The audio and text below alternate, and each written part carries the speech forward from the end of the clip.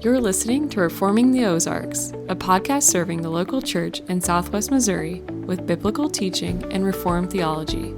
To learn more about our churches, please visit ctkchaplain.com and gospelsgf.org. Welcome back to Reforming the Ozarks, back for another episode.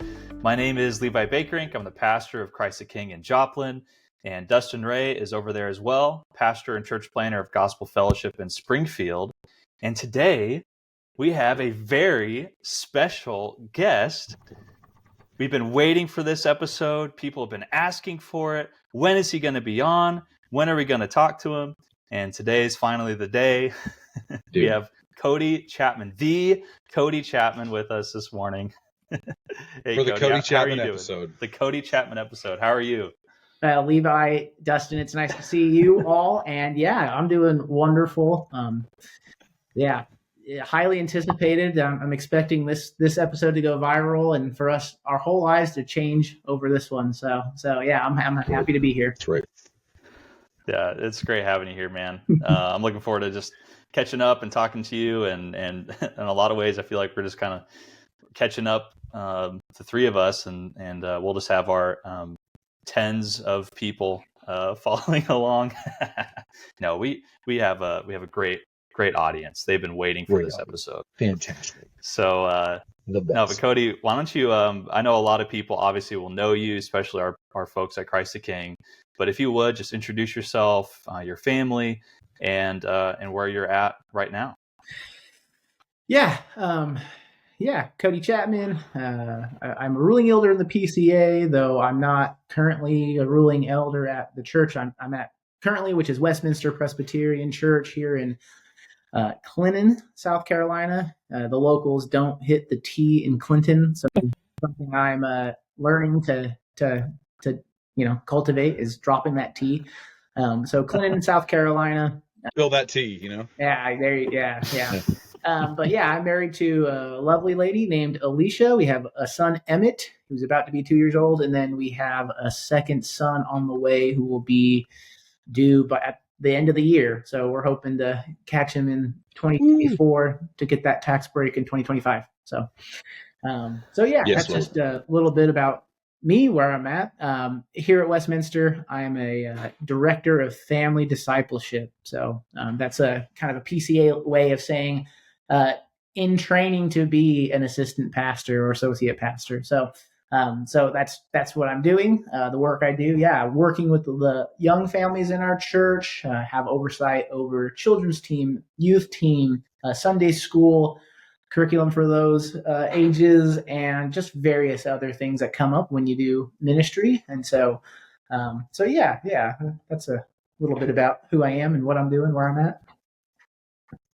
Yeah. Now, are you going to be able to keep doing your position at the church whenever Trump appoints you to one of his cabinet positions? Or are you going to step aside? Or it is something that the session we have a meeting coming up, and we'll have to discuss that in our December session meeting.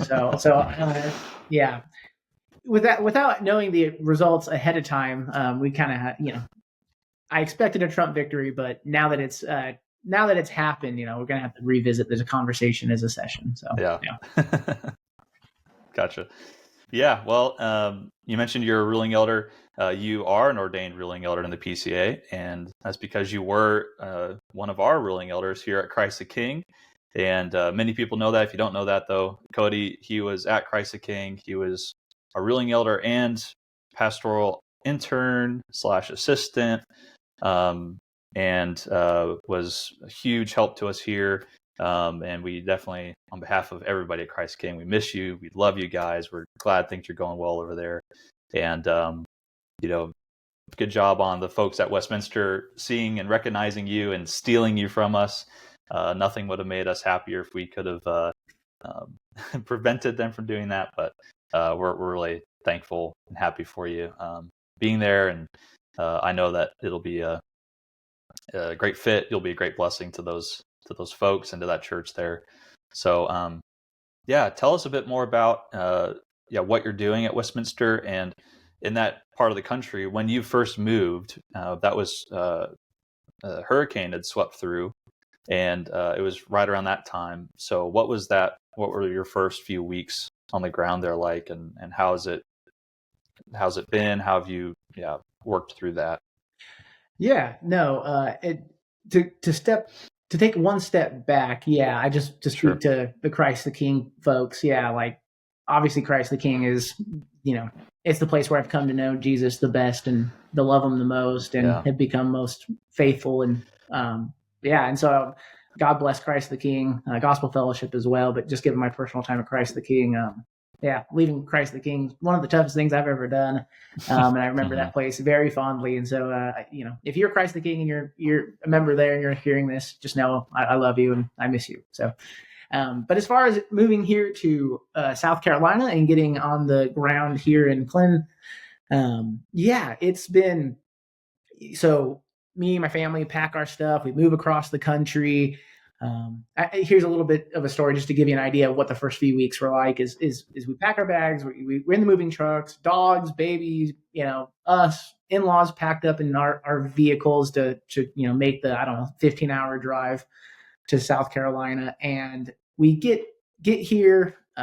2 days into us being here, we have a family from our church here at Westminster in our home on a Wednesday night, and it's just a sweet time of them welcoming us. And then kind of near the end of our time together, they say, "So are y'all welcome, or are you prepared for a hurricane?" And me and Alicia are kind of like taken aback because we had just spent the last several days like looking at local weather was not anything on our radar, right? And so pun intended. Come on. Yeah, exactly. And so we kind of look at each other and then say to them, like, "Hurricane? What do you mean?" And they're like, "Well, yeah, there's Hurricane Helene that's expected to hit tomorrow in our area." And so we were kind of like, well, what do we do about that? And so they were like, "Well, it might just be a little bit of rain." So turned out to be a lot of bit of rain and a lot of winds. And so our area, Clinton, and we technically live in the town over Lawrence, hit pretty badly. I know that the Asheville, North Carolina coverage was, much more densely populated. So a lot more just really, catastrophic stuff there. But our area, I mean, we were without power. I mean, lots of people here were out power for 2 weeks, out of gas and water. So, what that does for me, okay, so me coming into this ministry context is, you have plans for how you want to hit the ground running, what sort of things. And those things are almost always like administrative, they're plans, they're, hey, let's start doing this church related thing. Let's start meeting at this time. And I want to meet with the teams that I'm going to be overseeing. Well, when a hurricane comes through and the level of damage that does, those get sidelined. They're sidetracked for quite a while. And so I could go into like the personal angst that it causes you as a relatively young minister and wanting to do a good job. And, there was a lot of even some kind of dark times there about like, how do I justify my position when I'm in a place that's new and I don't know people. And so much of what ministry becomes at that point is just, crisis control. And spend time, asking people who don't know me if I could come over to their house to help, chainsaw trees and split logs. And, just a lot of, hey, can you just drag a bunch of debris into piles in front of people's houses so that at some point, hopefully in the next couple of months, someone will come drag it off. And so, it just became, very much like, hey, let's just go be with people, support them. And just a lot of times just praying that people are okay. Sometimes we couldn't even get to some of our people because of some of the debris down in their yards and preventing people to leave their houses. And so the first couple of weeks it was an interesting way to show up into a new ministry context for sure. But God uses even the most disastrous things to be able to bring glory to himself. And so that's really what we saw is, in the midst of so much destruction and decay, just our church draw near and really finding ways to love one another, even in the midst of such chaos and personal distress. So, wow. Is everything mostly back to normal? People have power, church has power again, and all that? Yeah, I would say, and it's easy for me to say, I live near the local hospital. And so they, of course, always prioritize areas that like that. And so, I mean, for our life is pretty much 100% back to like how we would have been without a hurricane. As far as people in our church, I think, yeah, even still, like it's, some people, their houses, trees fell on their houses and they're having to figure out where they're living for the foreseeable future until they can get, engineers and architects to drop things to help repair their house or, so I mean, I think for the vast majority of people in this area, things are just about normal, but there are always extenuating circumstances and situations where people are like, yeah, we're having to live in an Airbnb for 2 months because a tree fell on our house. And, but I think that for the vast majority of people, normalcy has returned. Yeah. That's good. Yeah. Has there been any, I'm just curious because I'm thinking of, I was in Virginia for a couple of years there in the South. And I grew up in the Midwest in Iowa and in Missouri. So I'm a Midwest guy, and there's definitely some cultural differences. So have you noticed any, have you and Alicia noticed any just cultural differences and being in Clinton, trying not to pronounce the T, Clinton, yeah, South Carolina? Yeah. It is interesting, not to go too expansive here, but when you move to a place, I mean, just because of like the reach of social media, like I think some of those cultural mores and cultural unique things, you get exposed to them long before you ever go to a place. And especially like in America, like we kind of all get an idea of what Southerners are like and the sort of things that so I'll say nothing has been really surprising, right? There's not been any kind of, the South hasn't really caught us by surprise at all. I do think that and you also just never know what is particular to like which region, even like sub-region within a region. So I'm answering way too largely, but our personal experience is that the South, yeah, there's things that are just, you can just tell that actually, this is true, I guess, in a lot of places, but just being at things like community events is like a really big deal. Now that's small town America anywhere, but I think we found that it's the Southern expression of that is, I don't know, is unique. It is, there's a lot of community-based events that it doesn't matter like what church you're affiliated with. If you are affiliated with a church, you're just kind of like, if you didn't show up to that, we would need to be like kind of maybe placing calls, like, are you okay? Like, what's wrong? And so that sounds maybe a little intrusive, but it's more like because we care so much, and so again, I don't even know if that's necessarily Southern, but that's, I don't know. But there is, I mean, the church has been, you also don't know if it's just your church that's choosing to be really sweet to you because you're the new minister, like you're new to town. And so, so maybe it might be a better question to circle back around in like a year to see what really sticks out about the South. I'm maybe too fresh to be able to kind of really discern some of that stuff. Although there's one particular thing that I will say that is very funny to me is that when you ask for like a burger, they'll ask you the question, do you want that all the way? Have you ever heard this? Huh. No. Never heard. And it just means like, I want the works or I want like everything on it. Uh-huh. So multiple times I've been asked all the way and I'm always caught off guard. Like, well, I just don't even know what that means. So probably not. What does all the way include? Does it? Yeah. Yeah. I mean, I think it is a general term that means in a specific, so a general term that in a specific location would be all the things that you see listed on like on the menu, right? So like in one place, like there's a place in town that puts chili on all their burgers. So for them, all the way include lettuce, tomato, ketchup, mustard, onions, chili. But another place that doesn't put chili on their burgers, they'll still ask you if it want all the way, but all the way does not include chili in that context, right? So it just means like all the fixins that we provide. So that they provide. Yeah. Does that include mayo? Are you guys mayo on your burger people? Oh, all the way. Are you for real? Oh, yeah. Okay. Dude, mayo with French fries. Ooh, yeah. So, man. All right, we'll have to have a conversation off the record, I think. Does the question assume you don't? This is podcast controversy.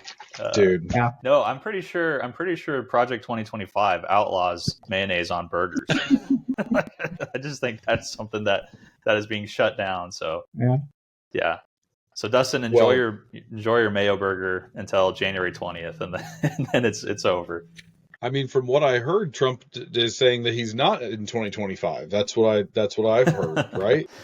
So we'll have to wait and see. Okay, all right. TBD. Anyway, TBD. We'll circle back to that. And There yeah, we go. Cody, we'll have to circle back to you. We'll have you on in a year from now, and you can give us an update on some. No sooner than a year, though. We can't. No, of course. We gotta. Yeah. Yeah. Well, obviously, the show is Reforming the Ozarks. We care about this part of the country, and I know, Cody, you still do. And our area of the country, the PCA, for people who don't know, the PCA came from the Southern Presbyterian Church, and there is a very high percentage of the PCA is still consolidated in the South. And even the By Faith magazine, I just saw recently, they posted the top 10 states that have PCA churches and membership, and they're all those. I'm sure it's spread out more now, but there's still just a very high percentage in those southern states. So it is more familiar than it is maybe out here. But we care about this part of the country, and we want to see it embrace Reformed theology and Presbyterian convictions, because we think those are biblical and they're helpful.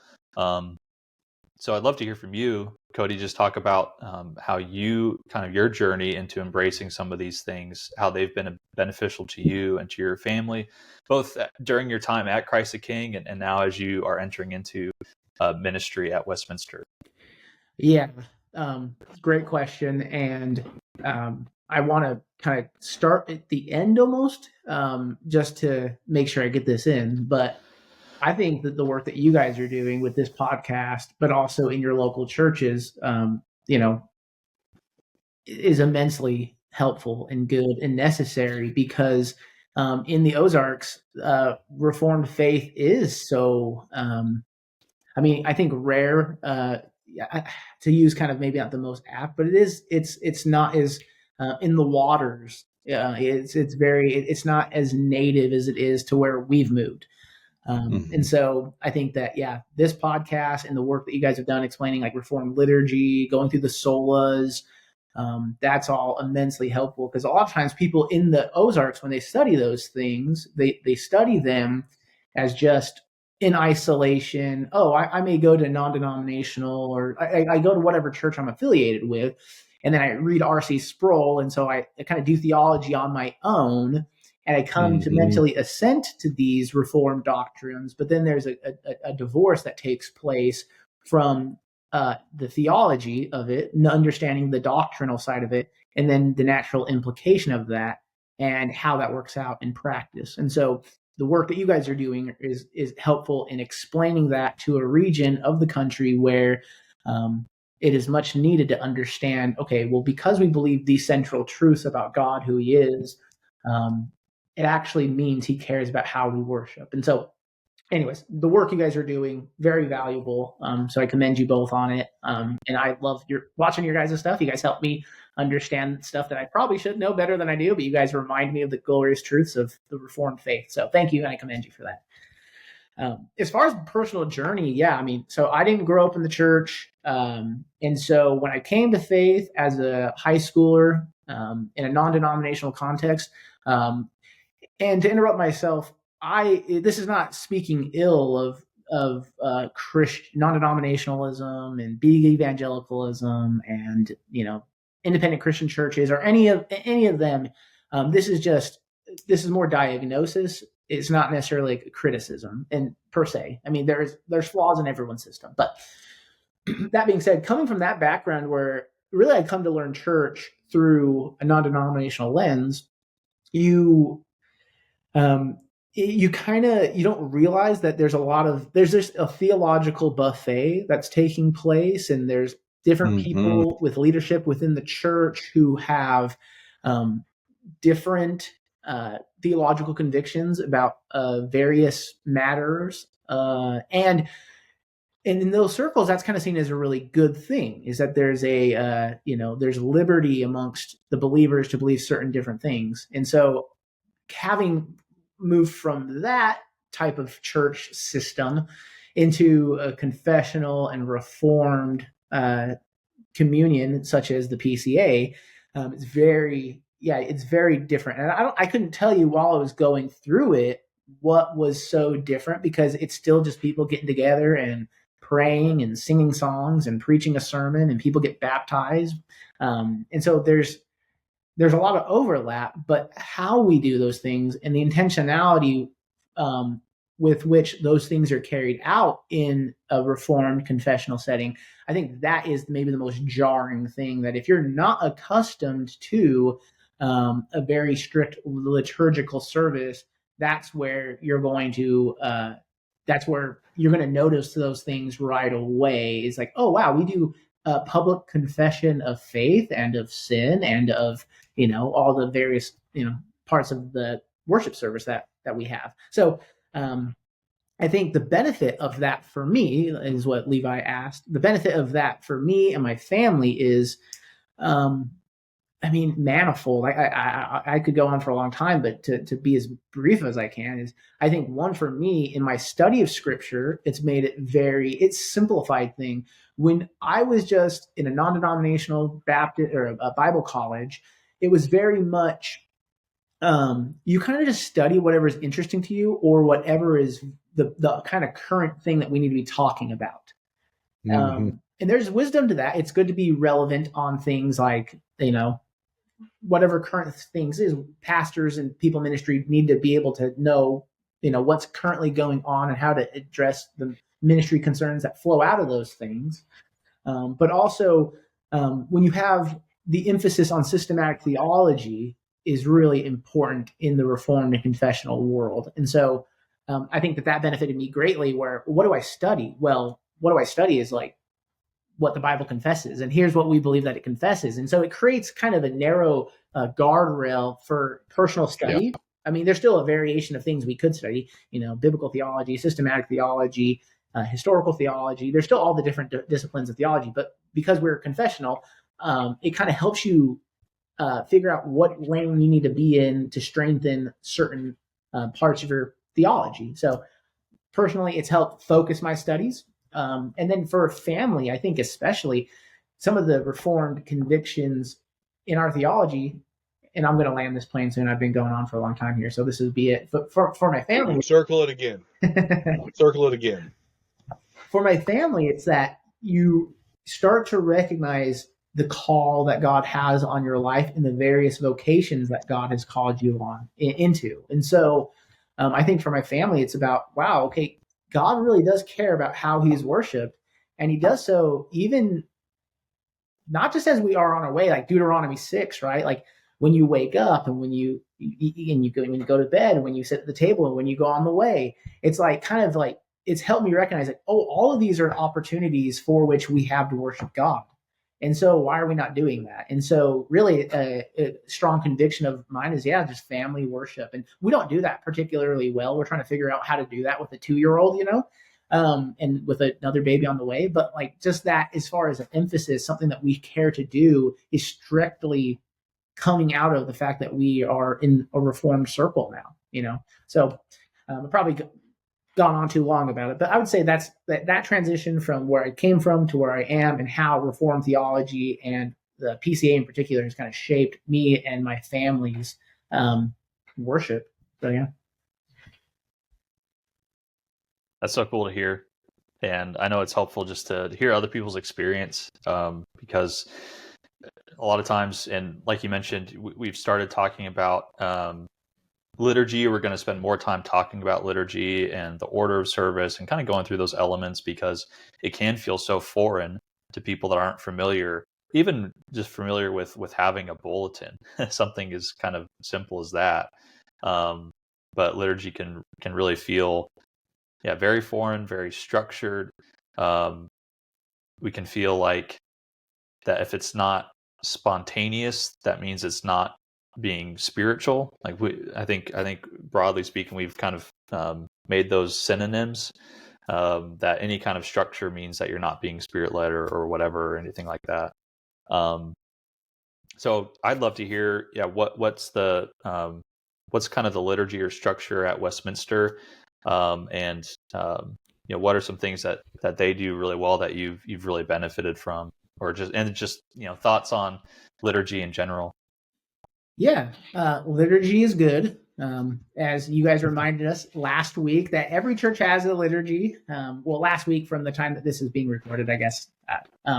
But yeah, Levi even refers to having a bulletin. Like, yeah, I mean, just referring to it now is I think, some of the benefits of having a very orderly worship service is, I think, one for the congregant or for the attender of the service is, it helps create pattern. It helps create routine. And sometimes, especially in a day and age that like Levi has discussed with spontaneity being so cherished and prized, routine can sound like a bad thing. And so, but the reality is like most people, like routine is a good thing.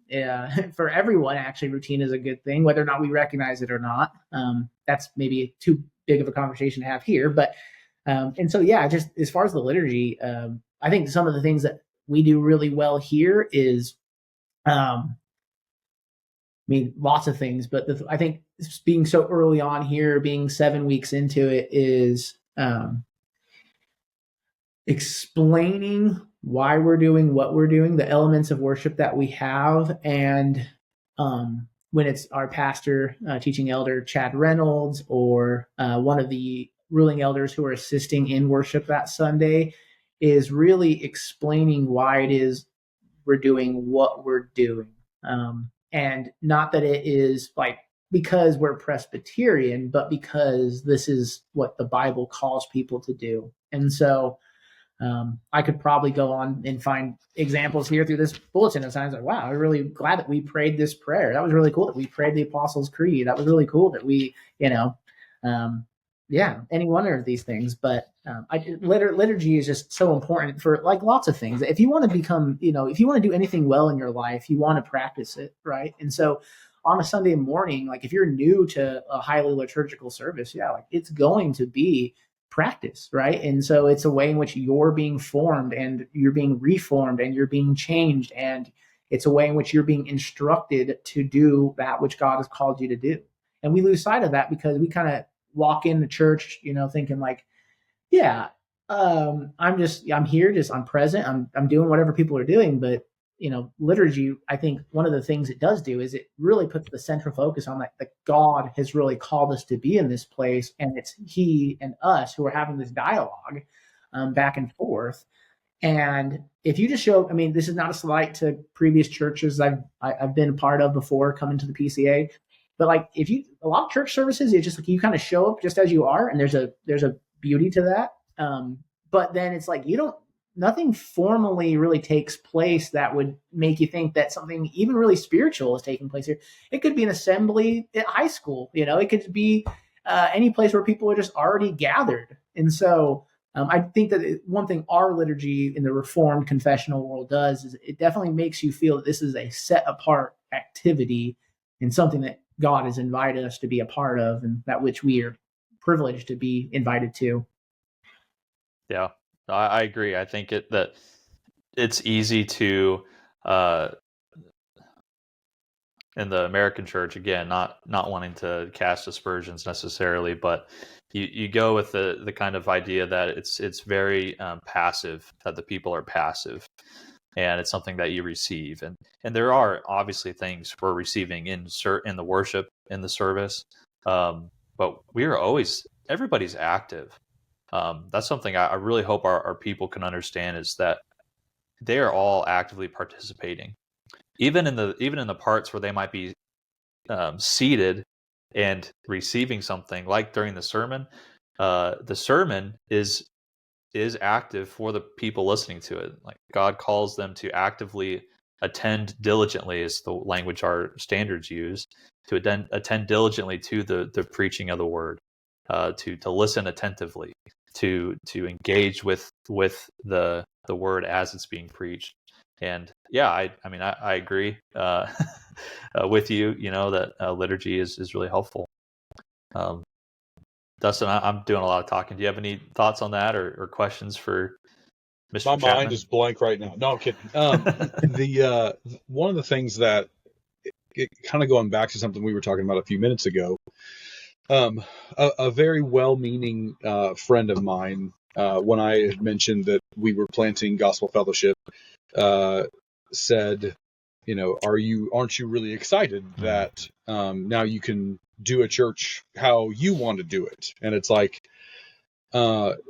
it fits in with this this idea that the church is something that it's for, like not poo-pooing on people. Casting dispersions is a more articulate way to say that.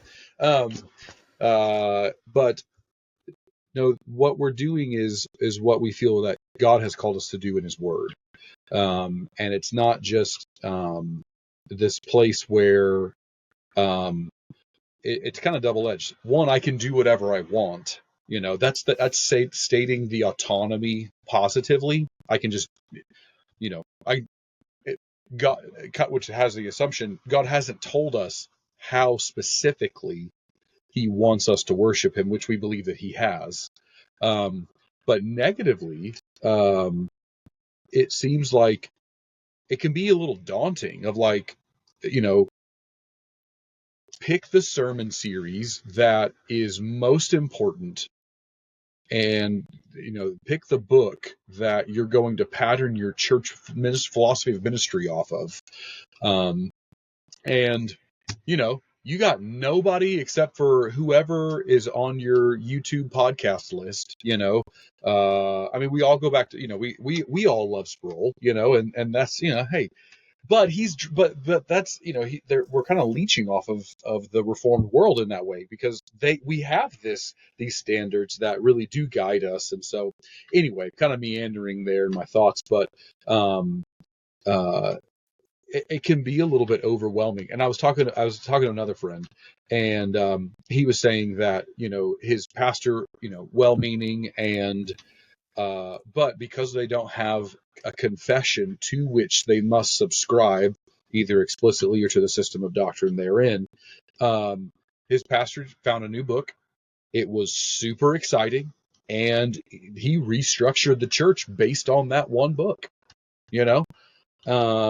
and the criticism there is not that you would pattern your ministry philosophy after a book. After all, I believe that we've done that in the Westminster Standards and the Bible, but more specifically, but it's what happens when there's a second edition of the book, and you gotta shoot, guys, we gotta redo this, or you get some other book that's totally different, it's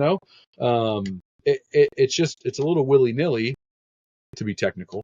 And when we really have a heritage, a tradition that grounds us and guides us, and isn't based on whatever whims, if I'm like, woo, I'm real conservative, or hey, I'm real progressive, or whatever, Yeah, no, I think, yeah, right on with everything you're saying. I also have several good friends who are in ministry, and it is interesting a lot of the times that they'll come to me with a, it's not like they're coming to me with really big problems per se with the way that they're governed, or the way that their church is structured, but sometimes it is structural stuff, and they'll have questions about like, yeah, someone in our church is really excited about doing this thing because they had this experience, and so they want to move in this direction. Well, now it's a church with staff of 40 people, and it's like, okay, but not everyone is on fire for that idea as someone else. So what are we going to do? And then and I think the ugly side of that ends up being like, oh, well, you're trying to stifle what the Spirit is trying to do here, so I'm going to go plant a church out of this church, even though it's not been, and so there's lots of ugly things. And I by no means mean that just because we have, the Westminster Standards that we are, without our difficulties in pastoral. Of course not. None of us would say that. But and to kind of get to some of what is at the heart of what I think Dustin is saying, is some of the beauty of our beliefs and our standards are, is that it really places the emphasis on what we're doing is, and Levi was so chief in helping me grasp this better myself, is um, the ordinary means of grace that the Lord has outlined in His Word about how people are filled and how people are fulfilled and how people can actually come to know the living God. God makes that readily available in His Word, how we do those things. And so it's really cool when we read a new book or a book that kind of gives us new insight as to how we might do some stuff in pastoral ministry. That's wonderful. Like, there's common grace insights from even people outside of the church that might be great for how we might choose to phrase something or how we might choose to teach something. But that's great that those things exist. But God Himself has already made clear the paths upon which and whereby He will bless and grow and strengthen and sustain the church. And so a lot of what Dustin's saying is like, that's really great that people make a new book, or they make a book and it might change how we want to redo our whole philosophy of ministry. But actually, at least in hopefully Reformed Presbyterian churches, our philosophy of ministry should be really much the same between church to church, which is that the ordinary means of grace that God has for His people to bless and to sustain them. And so, yeah. Well said. I think it helps too. We're going through officer training at Christ the King. I've mentioned that several times on the podcast.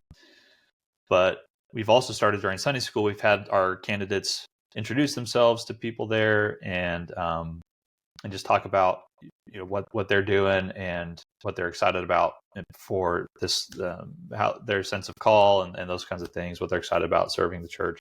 And then we've spent some time just going through the BCO, our book of church order, which has been really helpful, if not sometimes dry and boring.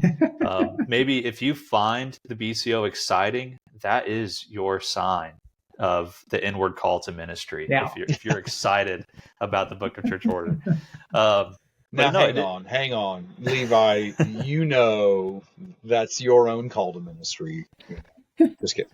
Yeah. It was certainly formative. Just coming from myself, in several different church contexts, and eventually coming into the PCA. One of the reasons why was because of that structure and the confessional nature of the church, and seeing the necessity of that and the importance of it. And I think, echoing on everything you guys were saying and adding to that it's actually for our people's interest and for their good that we have this structure. Having a book of church order protects our people from the whims of the pastor who might get swept up in whatever the latest fad is. And it's not up to the pastor to decide, here's the things that we're going to do in the worship today. And we actually don't get to make that decision. There are certain elements of worship that God has given us in His Word that are very helpfully spelled out for us in our confessions and in our book of church order. And those are the things that we do on Sunday, and we don't get to add new ones to it, and we can't take those away. We can't decide one Sunday that we're not going to have a sermon this Sunday, or we're not going to use the Bible today. We're not going to read scripture. We're going to play a video instead or something. And we're not at liberty to do that. And there's a lot of different, the debate is around really the forms and how we do make decisions about what passages we read and the sermon series that we're doing and the songs that we sing. And there's plenty of debate about that. So we're not going to get into that today. So I'm not trying to open up a big can of worms here by any means, but just to reiterate what you guys are saying is this has been, I think it's been helpful. I know it's been helpful for all three of us personally and for our families. And I know it's been helpful for our people, and I hope it continues to be helpful. And I hope we can use just podcasts like this and even this episode to reiterate that and to hopefully reach some more people and encourage others to say, yeah, we do need this, and our churches do need to have this kind of structure, whether that be structure in the worship service and the liturgy, or structure in how the church is governed and how it functions. All those things are really helpful. Yeah. one of the things, because we're all three of us are super stodgy. We're lame, curmudgeon-y, structure, no creativity, no freedom, like shut up, all that stuff. But some folks, especially in our Pentecostal charismatic world in Southwest Missouri and especially Springfield, might say, man, that is just not worth, that juice is not worth the squeeze. I would much rather have my freedom, my ability to follow the Spirit's leading, and not have to deal with all those binding things. Cody, in your experience, where have you found, the Presbyterian structure, liturgy, BCO, the Westminster Standards, whatever? Where have you found that those things to be limiting, but that to be helpful? Does that make sense? Yeah, no, I think it makes sense. At least the way I perceive it makes sense to me, but maybe I'll answer and I won't have answered your question correct. Take it wherever you want. Take it wherever. Well, I'll just say this is kind of an anecdote to begin with. So I move out here, and in the neighborhood that we move, meet one of my neighbors, and pretty quickly, I don't know how these things get disseminated in small, circles, but they do. They hear, oh, a pastor just moved to town, and that goes around. And so people call me pastor just as like, it's charming, but it's also like, you probably, I don't know. Anyways, and someone came up to me in our neighborhood, and he asked me, hey, so what kind of worship do you have at that church? And it's funny because my background, I instinctively knew what he was asking. I knew he was asking about what type of music that we have at Westminster. But it is one for a moment. It's like, well, hold on. I also have been Presbyterian for 5 years. And I hear that and I'm like, I'm kind of like, it shocks the grid a little bit where it's like, okay, hold on. Like, how much of your theology do I have to fix right now? Which of course I don't actually do that. I don't think of him that way, but knowing what he was asking, I was like, okay, well, we're, Presbyterian church, and we have a very orderly service, and we have a blend of, we'll sing some contemporary hymns, things that maybe like the Gettys have put forth in the last several decades or something, but a lot of it is just out of a hymnal. And so and you could tell when I said that to him, because he's wanting to like me, we're neighbors. He wants to be neighborly, and you could just see his heart sink a little bit. And he was like, and then he came out and he outright said, I really need like a rock concert for my worship. And so usually oftentimes that's like, a way in which Reformed folks will try to cast aspersions about the music style of other churches. That was not me putting it into my own words. That was his words directly. Is he wanted a rock concert. He wanted loud music, guitars, and so I was like, well, I think we have a lovely church, and I hope you would come and visit us. I don't think you're going to be into the music, not as much. We have a chorus, a choir at times, and then at certain times we have brass instruments, and there are times where we have like an acoustic guitar. Anyways, I say all that to say, the actual question is like, where have I found it helpful to kind of feel like those restraints of Reformed worship or worship in a Reformed context is, and I don't think it's limited to just, well, it's essentially the long and short of it. The personal gain that I have is that what's true, I think, just generally, which is that it does make you feel rooted to the historical church. It makes you realize that, okay, I'm used to like the church I grew up in, the church I came to faith in, was like, it wasn't by any means, elaborative, but it was, drums and guitar and so the whole point of saying is that can make you feel very contemporary. It makes you feel very much like we're taking on our culture. And I get why there's an appeal to do that. And that's fine to a certain degree. I don't have the ability here to nuance all of that, but I understand the appeal to why we kind of look like what's going on around us.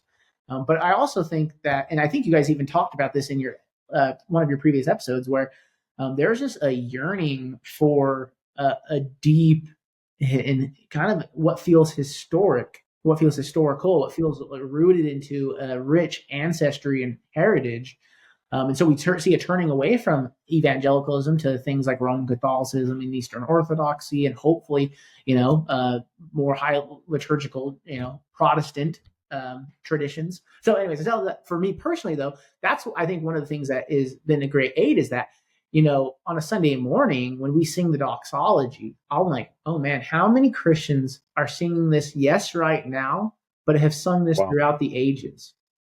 When we sing the Gloria Patri, when we confess the Athanasian Creed, or any, when we read the Apostles' Creed, the Nicene Creed, how many saints in glory have said these words?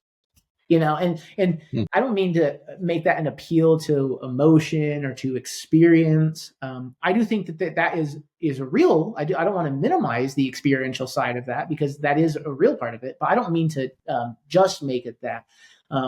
There is a theological component to that I think is important as well. Is just that heritage that we are all the offspring of Abraham. Mm-hmm. Well, Christ is the offspring of Abraham, and that in Christ we are part of that heritage that goes all the way back to our father Abraham. And so, I think that is really, for me and for most people, that would be some of the great benefit of these limits in our liturgy, is that it actually roots us, it tethers us, it ties us together with the whole body of saints in glory and, universally. So.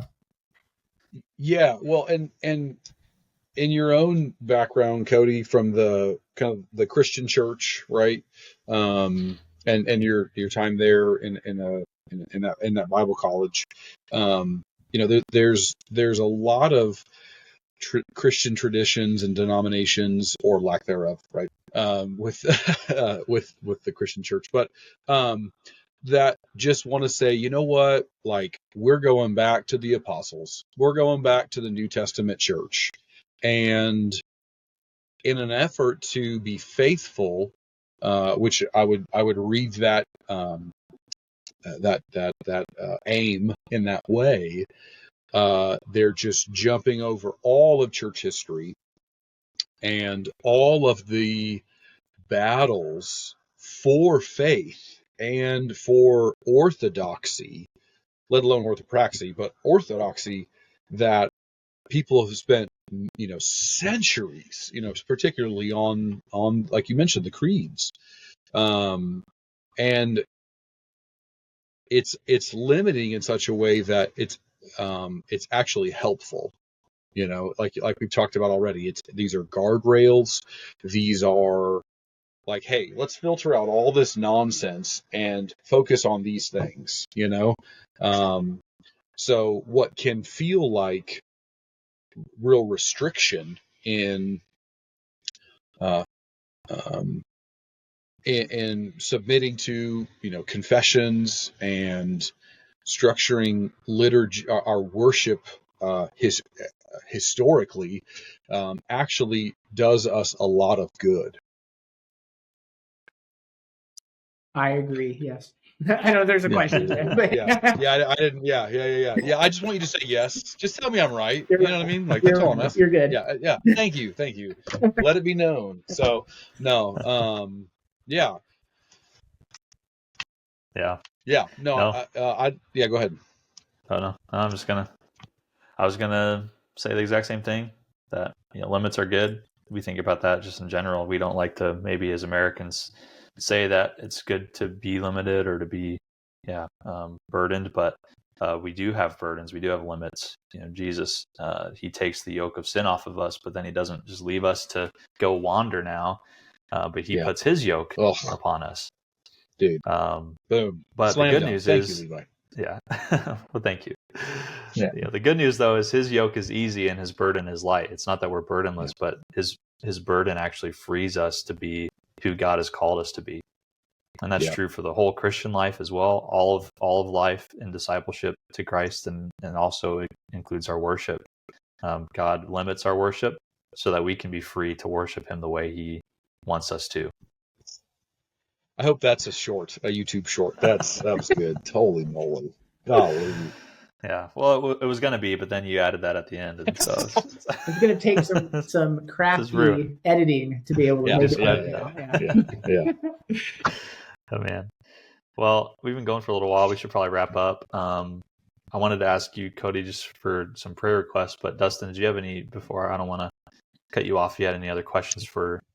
Yeah, just, any advice to us as Gospel Fellowship? You jumped in at Christ the King when it was in its 5th year. And we're in our first, of regular worship, first year. And, we're not far from Joplin. We're in the Ozarks, and Reformed thinking. Worship is minimal here. How would you encourage us as Gospel Fellowship as we're just getting started out? Yeah. And I think coming from, again, a confessional, like, we want our churches to be confessional. We want them to adhere to the Westminster standards. And that's a good thing because we believe that those standards rightly articulate what God would have, how God would have us worship. And so I'm 100% in favor of that. And I think it's a good and glorious thing. I think as far as like churches in that area, even though we this is our good standard and we love it and we're going to teach our people and instruct our people, this is what we're moving towards. I think that making that clear is super important, that this is where we are and this is where we're heading, to be always reforming, to be within our confessional standards.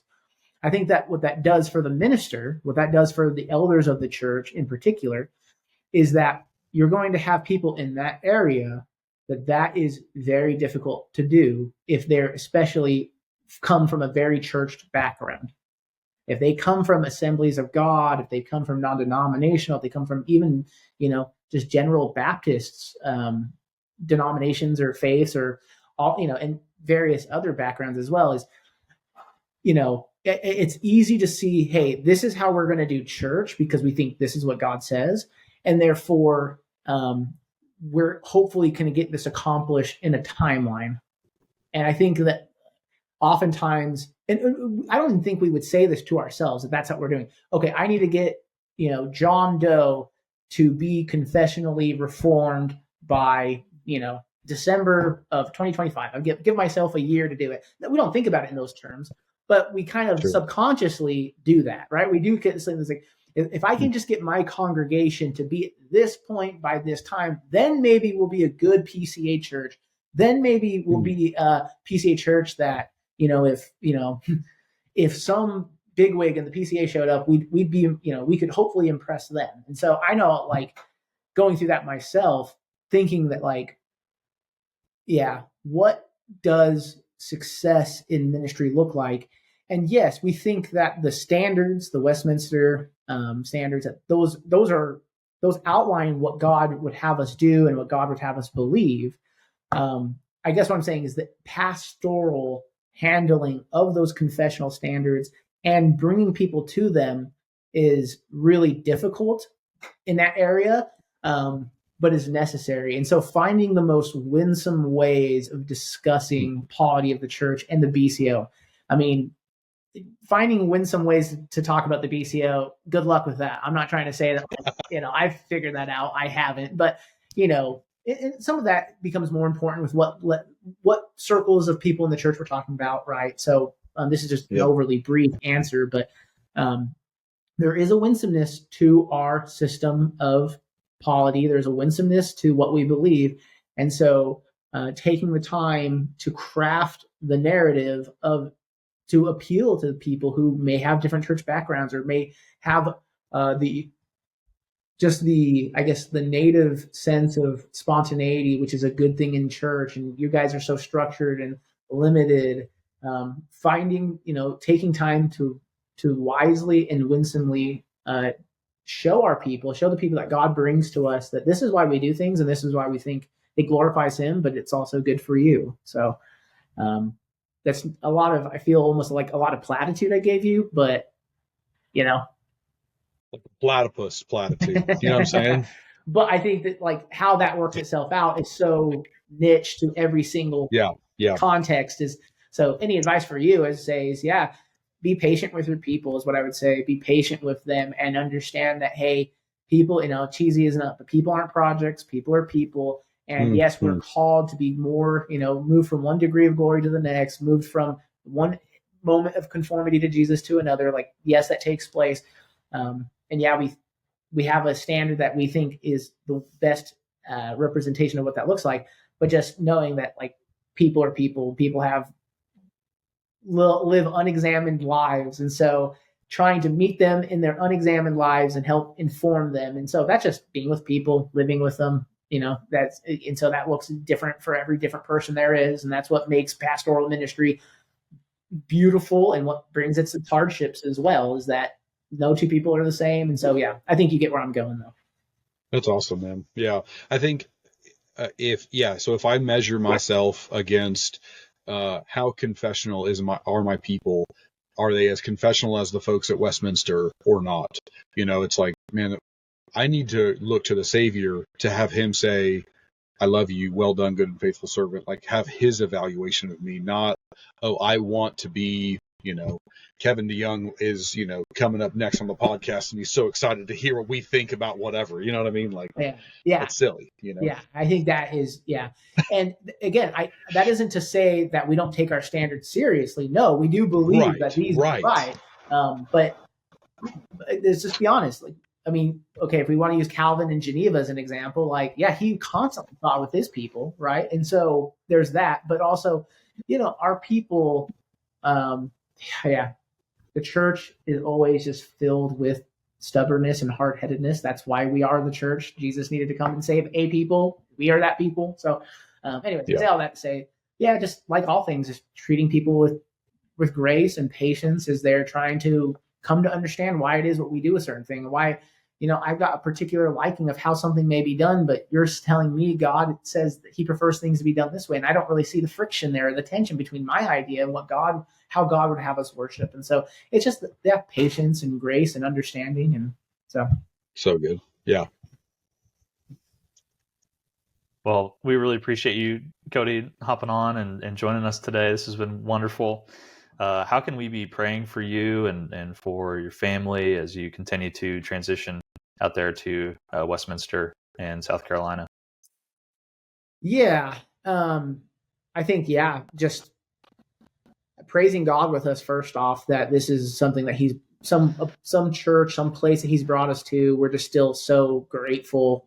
It's crazy, like, to think of you like kind of uprooting everything you've known and going to a place where you don't know people. I mean, we're starting to know people, and people are lovely here. So I would just say, praise God with us that this is where God has brought us, and he's made that so clear, and he's been so reassuring to us in all of this. So praise God for his continued grace to us in that. But then as far as things you've been praying for, this is just totally like off the rip.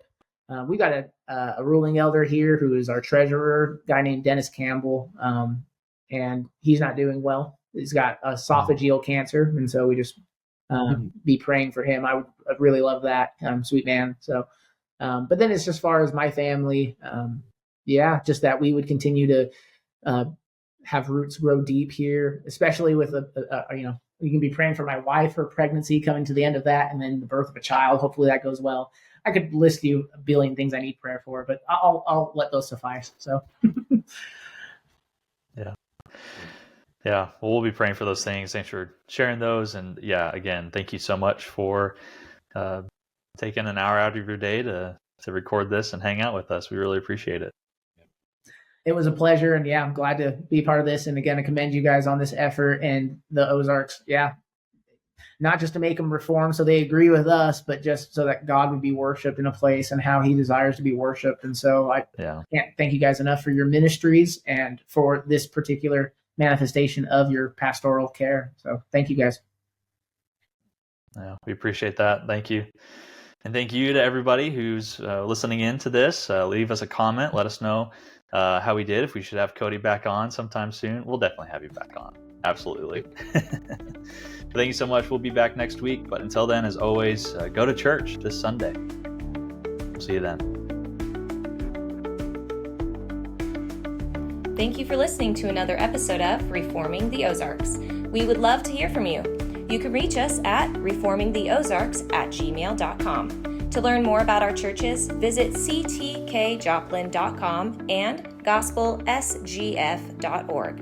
If you would like to partner with us in planting confessional and reformed churches right here in the Ozarks, go to gospelsgf.org and click on Make a Donation.